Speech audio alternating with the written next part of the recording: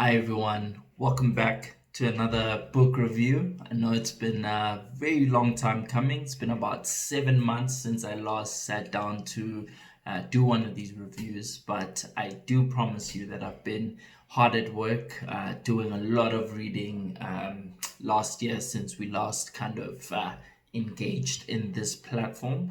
But I really took the decision to move away from reviewing books as and when I finish them because I really found that it compromised my process a little bit, as naturally you start to, even while you're reading, get preoccupied around how the review's gonna look. And if I'm not sure a lot of you know, but last year what I did was I pretty much reviewed every single book that I read in 2020, and the reasoning behind it for me was to kind of also motivate myself to keep reading. But I think the approach that I'll take going forward is I'll review books that I feel are worthy of reviewing, whether it be I have a lot of opinions on said book, or I just feel like it's a book that has, let's say, a lot of cultural or social impact, that it's worthy of being spoken about, at least from my point of view, even if it's one that I might not necessarily have the most comments or most insights on. So that's the approach I'll try take. We'll see how we go as the year progresses. But the exciting thing is, what I'll do is I'll probably revisit a lot of the books that I've read as well in yesteryear, make some notes on it, and prepare a presentation for you for us to engage on. So it won't be just books that I've read this year, but it will be books that I feel are just worthy of being spoken about. So, without further ado, let's get straight into it. Today's session will be about Adam Habib's Rebels and Rage. Adam Habib, of course, is the outgoing, just finished his tenure at Wits University, the outgoing vice chancellor. I think he served from 2013 until 2020 December now. So he's just outgoing. He released this book early last year, and yeah, it's a book I've been wanting to read for quite some time, but because of its emotional, I guess, attachment, or emotional context that it has for me, I decided, look, I need to read it when I'm really in a space where I can objectively sit down and really just consume the facts and engage with them from an intellectual perspective, without having my emotions clouded. So the festive season's always good for this. So I read this book over the December holidays in my 2 week work break, and I just finished it about a week ago, or when I came back. So yeah, still fresh on my mind, and I'm very excited to talk about it. So for those of you who might not have the context, the Rebels and Rage book, as you see here, it says reflecting on fees must fall. So fees must fall was, of course, the biggest student movement or youth uprising or movement in South Africa since, we could say, 1976, June 16 to be precise, when, of course, the Soweto uprising happened, which saw scores of students really take to the streets to protest against the apartheid government. Primarily, it said that the main point of contention was the instruction of Afrikaans as a medium in the schooling system, right? So very important movement. We celebrated in South Africa every single year. June 16, a very, very, very important time in our history. And I guess this movement drew a lot of parallels or on that, because of course the context is education. After all, fees must fall was primarily talking about the escalating or increasing costs of higher education, tertiary education in South Africa, to a point where students felt or probably still feel that it is unsustainable and most importantly unjust. So we'll get into the nuts and bolts of that movement, which really took place in a couple of years. This book kind of chronicles in a lot of detail quite a few of the important moments, important interactions as well with students that Adam himself had with student leaders at Wits University primarily. So yeah, it really talks about, though, I think it's a book that details a micro environment of its university in the broader context of the nationwide fees must fall protests. However, since the protests did, we can say, start at Wits University, it's almost the place for one to then describe how the movement was from a micro point of view and from a very specific events point of view, but also then to extrapolate to how it then began to unplay from the macro context, which is the South African landscape as a whole, and the South African university landscape as a whole, to be precise. So that's really the dual hats that Adam wears on this one.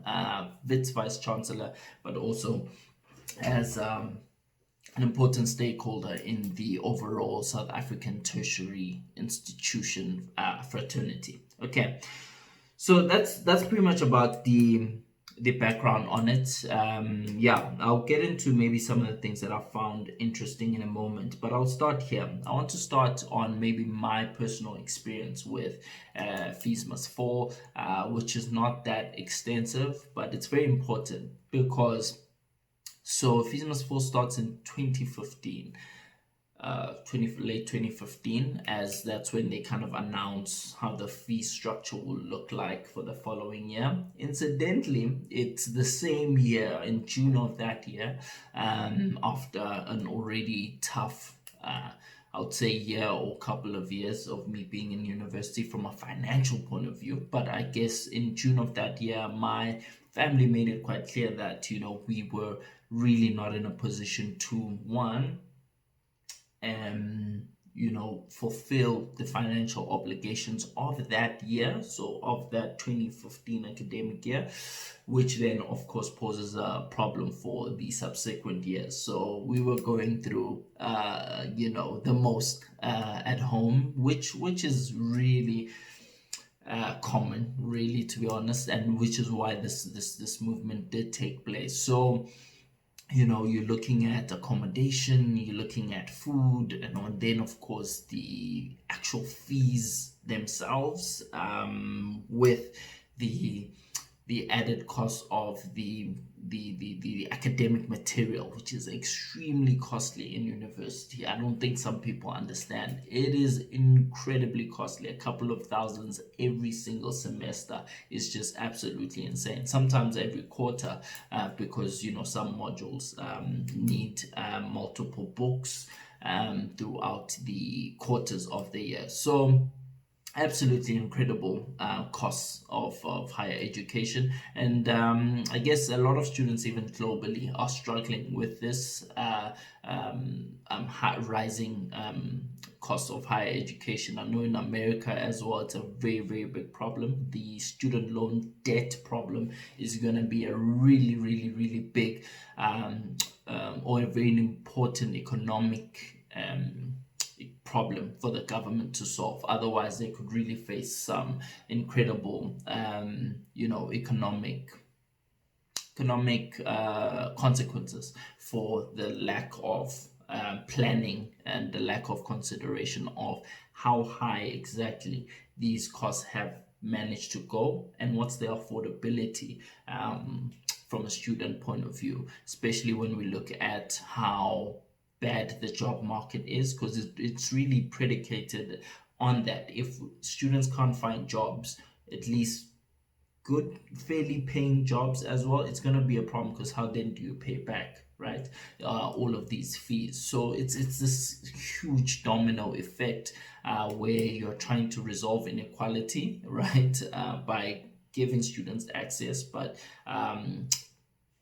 how does they do not create a future problem, inequality problem, if these students themselves can't actually get out of this debt? It becomes a very, very, very big issue. So I think, this movement is very, very important, and one that still needs South Africa and other countries as well to really sit down and see how they can find a more sustainable model, to implement, to ensure that they're not creating these pockets of inequality in the future. So there's that.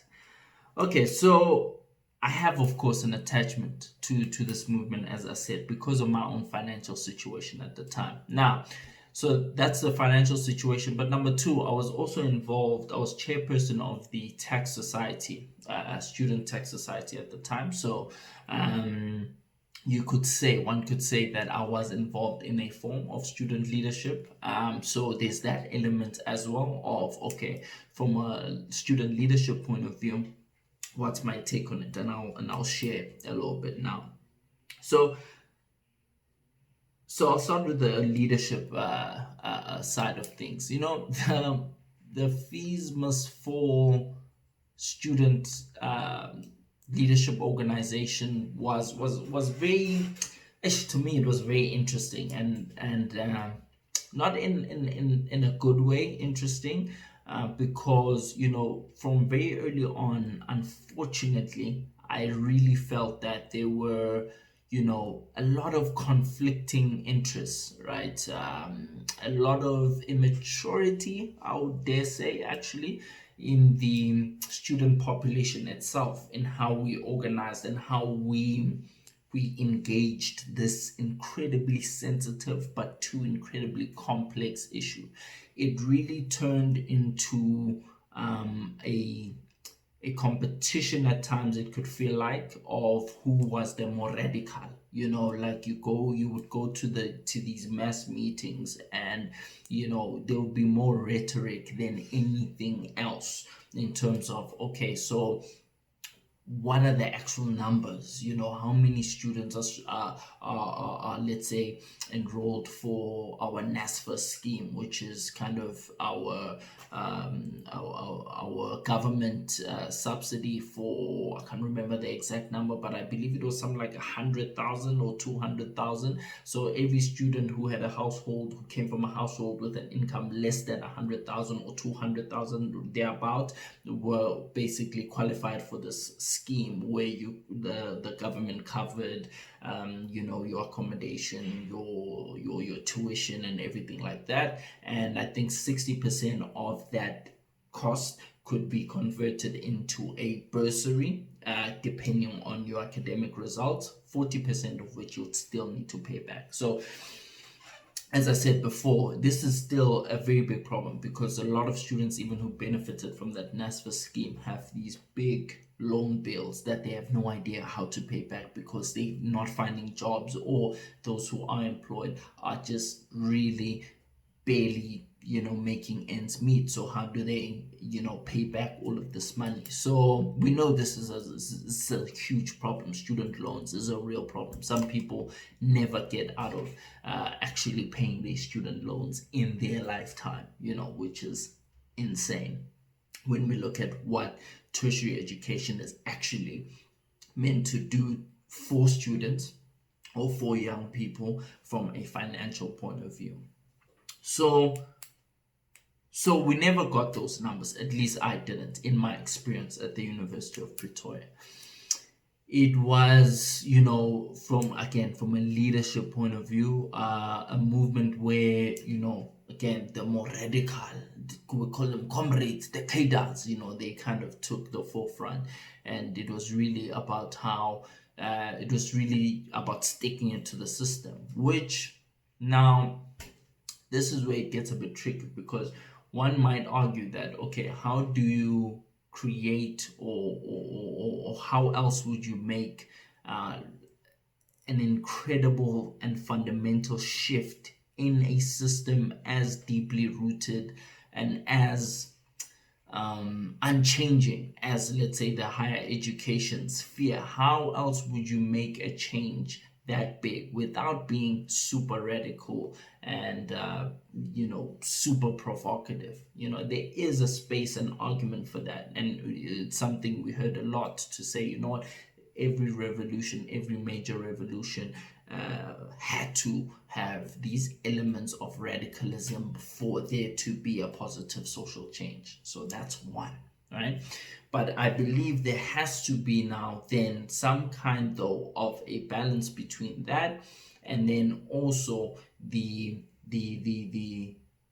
means in which it is done, right? It's not always necessary to act in manners that are sometimes unpalatable to the vast majority of the student population and also other stakeholders. Because Adam makes the point, especially in his last chapter, when he really brings it together to say, the means do inform the end, right? So because you can't completely divorce how you get to a said place from how you got there, right? You can't divorce where you want to go with how you got there. He makes the argument that sometimes how the regime acts when it is in power, it's often informed by how it got there. What are the tactics and methods that were used for them to gain popularity or gain certain votes, if we put it in a political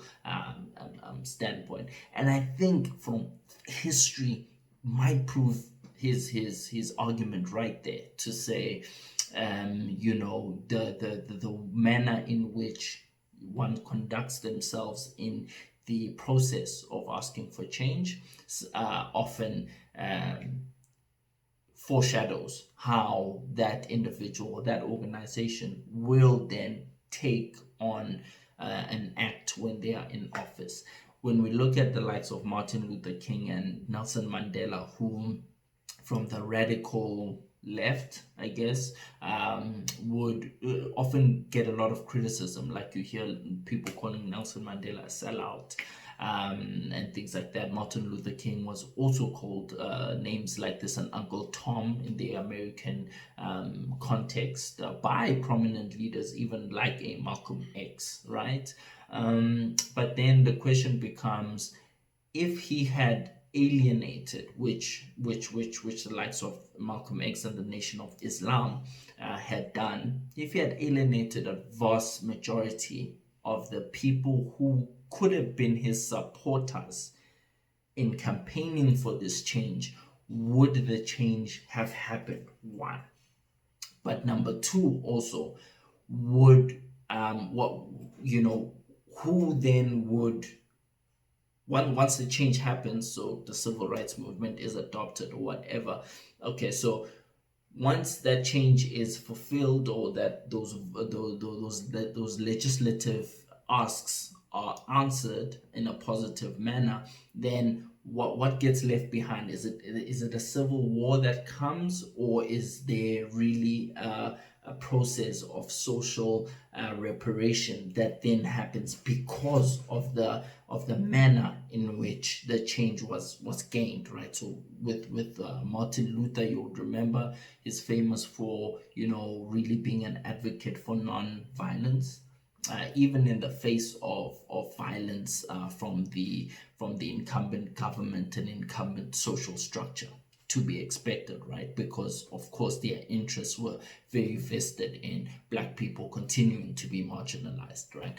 But his strength in gaining allies from the white liberals and also other communities enabled them that when the victory was gotten, it didn't turn into a civil war, whether initiated by the white majority or the Black minority, because he said, hey, we are of the opinion that we need to exist in a non-violent and non-racial society, right? I can't remember the quote that he says, man, he has a dream that a man will be judged by the contents of their character and not by the color of their skin. So Nelson Mandela followed the same ideology in the sense that he also said he's, fought for white domination as well as black domination, right? And domination in the sense really meaning that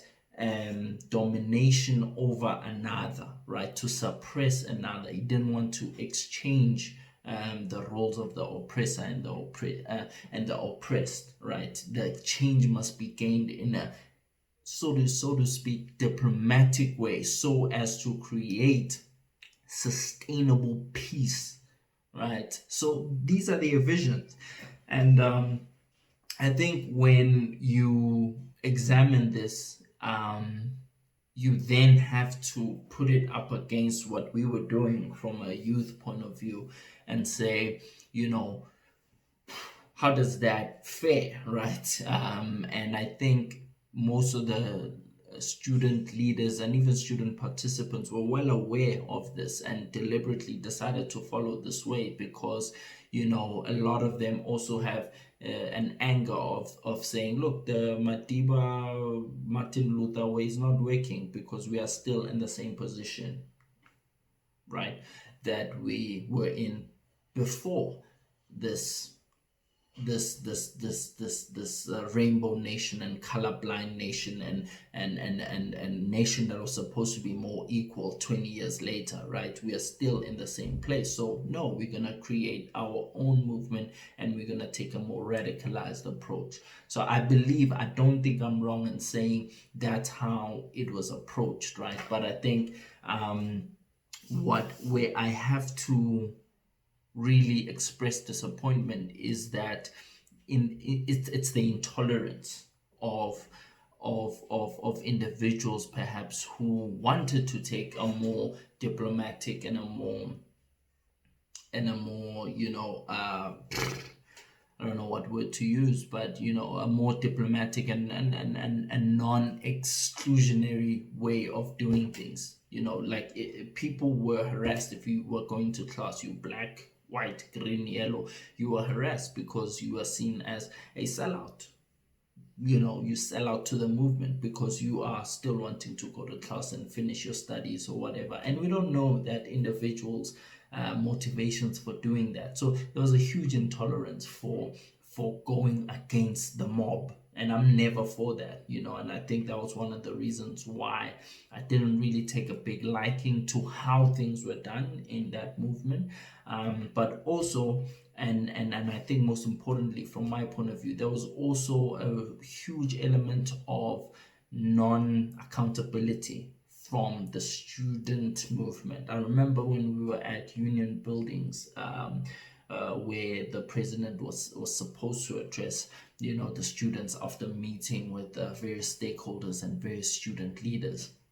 But there was a huge impatience from the student population and student mob, and again it degenerated to chaos and tear gas being thrown, being deployed by the police, and fences being broken by the students. And so I was there and I remember this, and I was really by the fence at the union building. So I remember engaging about a day later when we got home with another colleague of mine from the university. I remember, the big now story, as was mostly the case, was that now these police men, are shooting at us for nothing, blah, blah, blah, blah, blah. And I was like, no, but hold on, I was there. And if you were there also, you would have seen that the police would restrain themselves for a long period of time, almost an hour, I would say, after students started throwing stones and breaking the fence and all these things. And mind you, this is at the union building, so there is a certain level of national security that needs to be protected in those premises. So it can't just be allowed that thousands of people can be breaking fences and throwing things at law enforcement. Let's just be real here, that is not orderly behavior.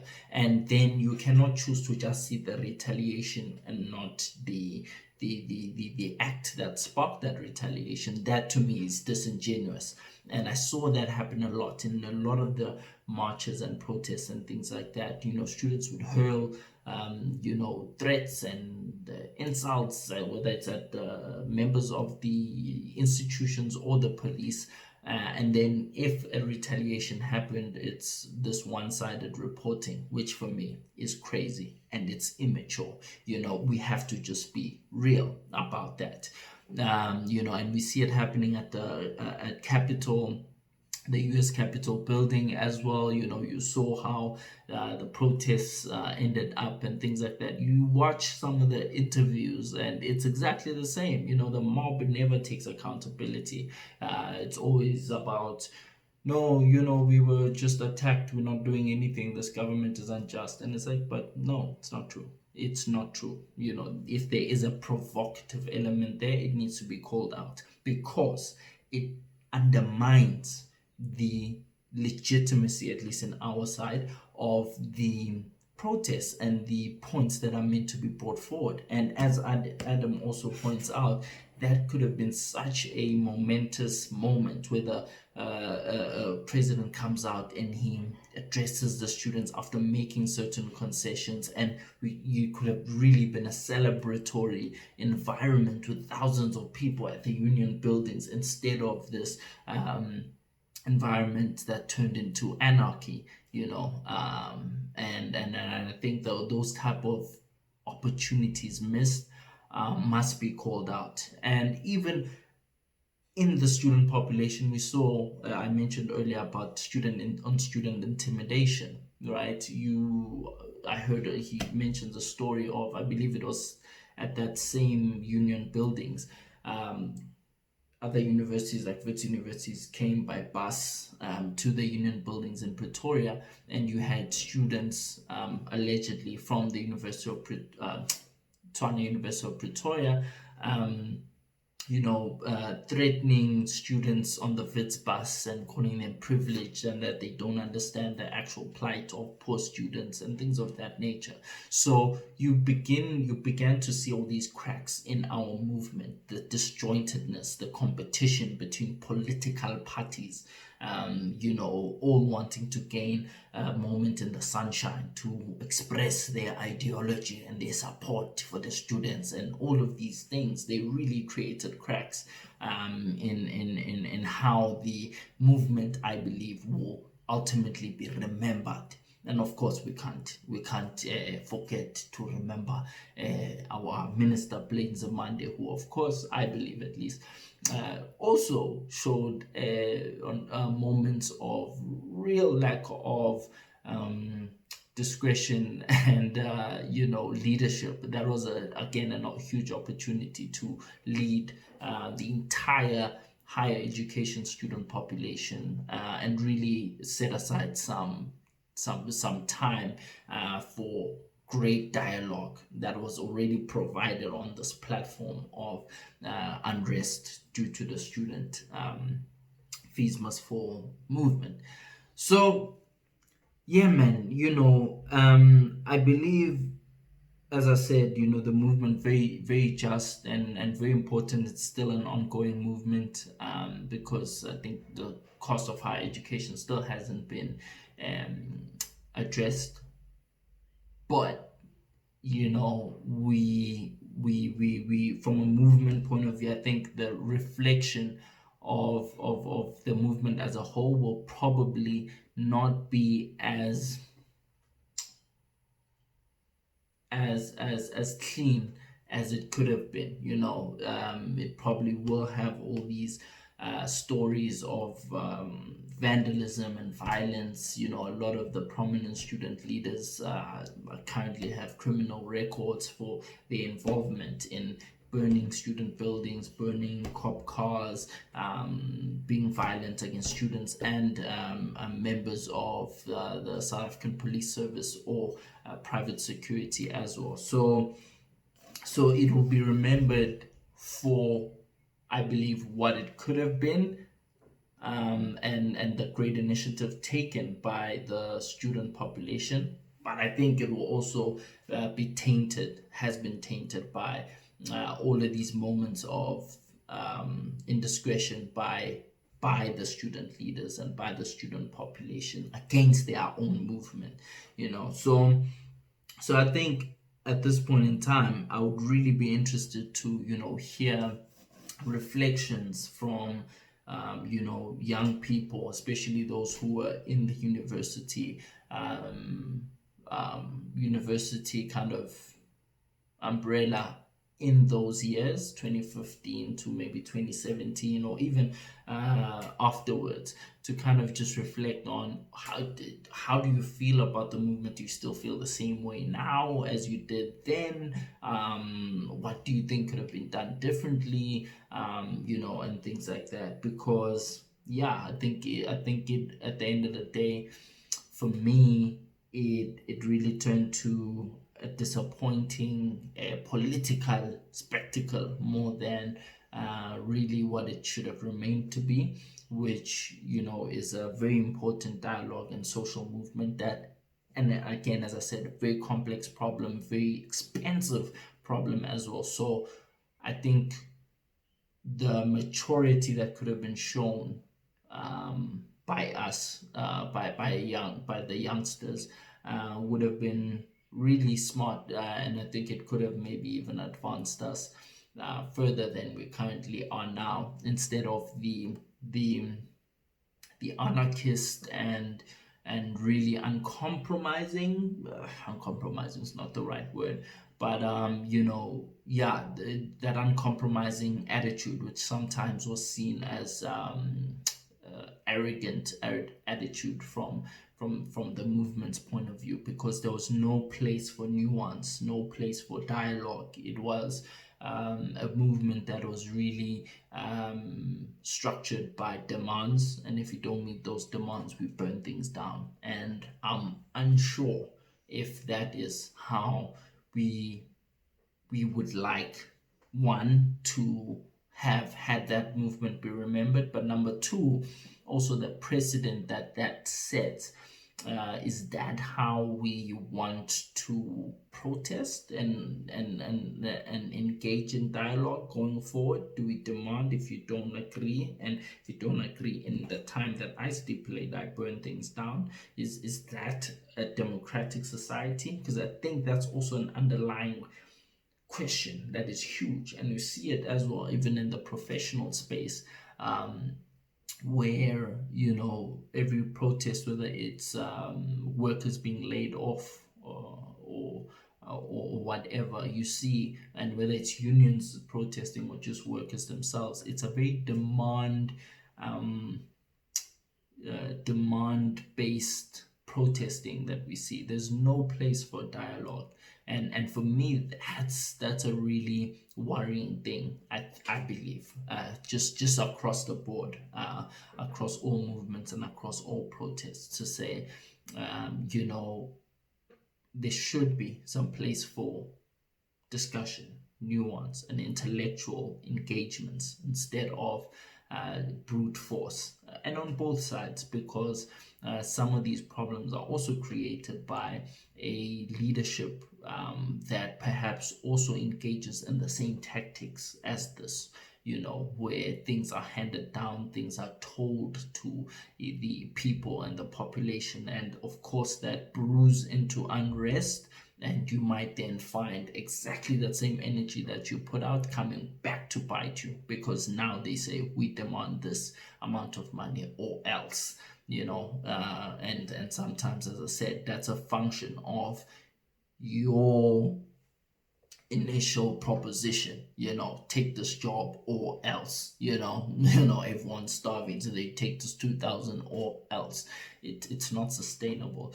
So yeah, I think as a society, we lost a very big opportunity there to advance a very important problem, a problem which is probably the biggest, could be the biggest contributor to us diminishing inequality, and economic, yeah, especially economic inequality in the South African society.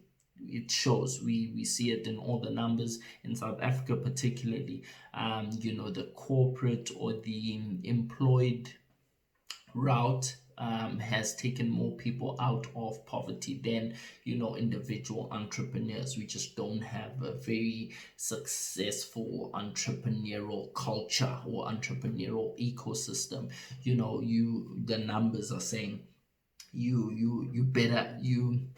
you have a better chance at studying to become a CA, joining KPMG, and making your millions that way than starting your own boutique accounting firm and looking to make money that way. So that's the South African story, and in that context, then higher education is definitely at the forefront, whether it's reform by way of the actual content that we have housed in those institutions, or it is also, of course, the question of access, of ensuring that people are having a fair enough chance to enter the institutions and actually have a chance to do well, in order to change their financial situations of the entire family.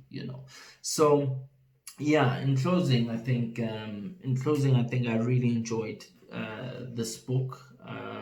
I think it, as I said, really struck a very good balance between the explanations of what he went through as Wits University Vice Chancellor, which is, of course, first person experience and first person feedback, but also the extrapolation into how that informed the macro environment, and also I think the context, it did a good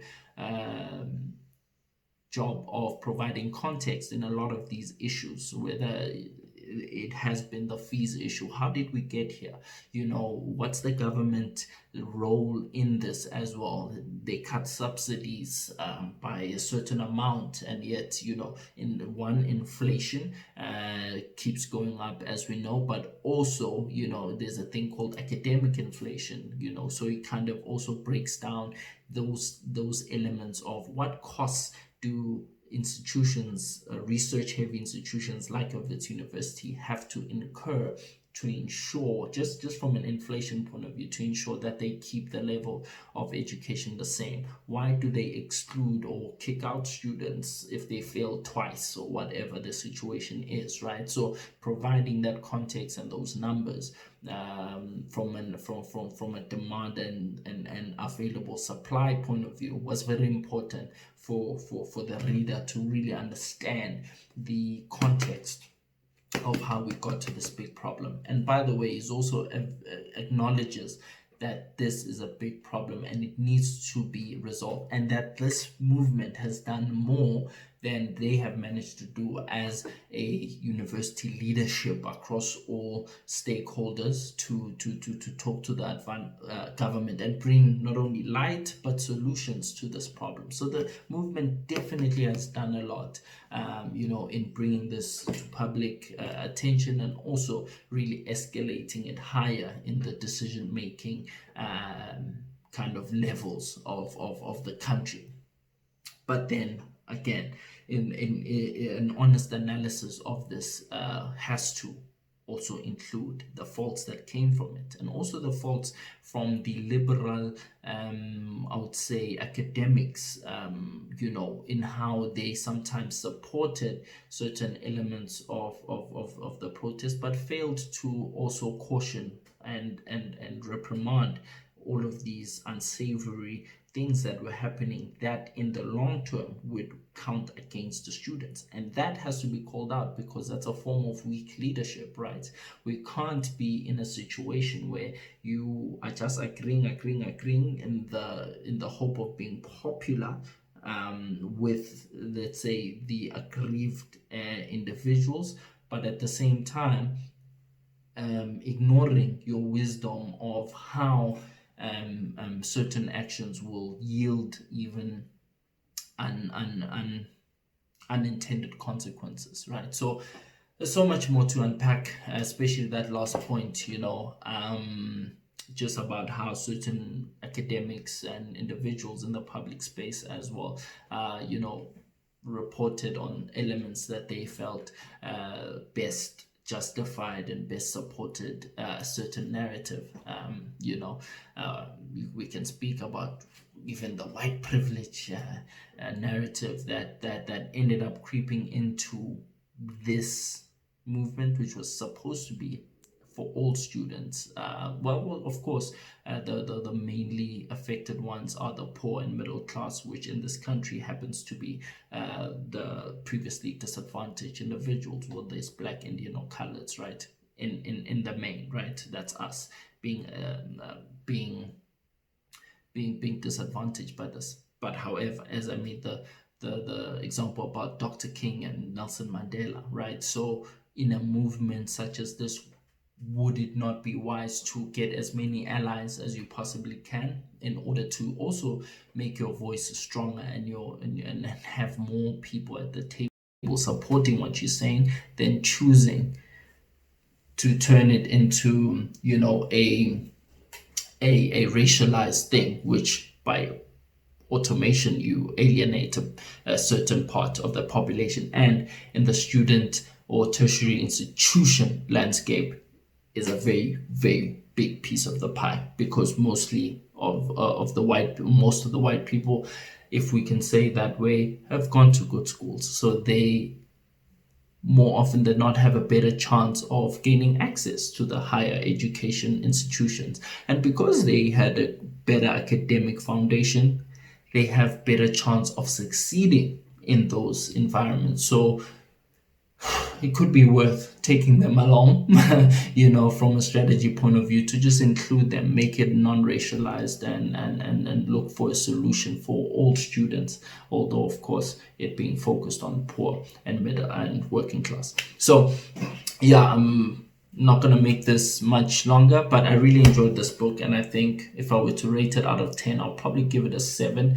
It gets a little bit repetitive, and some not repetitive, but I think some of the cases are more interesting to a Adam Habib who went through it than yourself on the outside looking in. But otherwise, a very worthy book to read about one of the most important movements in South African history, most definitely, and the most publicized and televised in recent history for sure. So I definitely recommend that you get this book. It is Rebels and Rage by Adam Habib, reflecting on #Fees Must Fall. Let me know what you think of my review, what you think of my thoughts, what have I missed out, do you disagree with me? I know a lot of you probably do.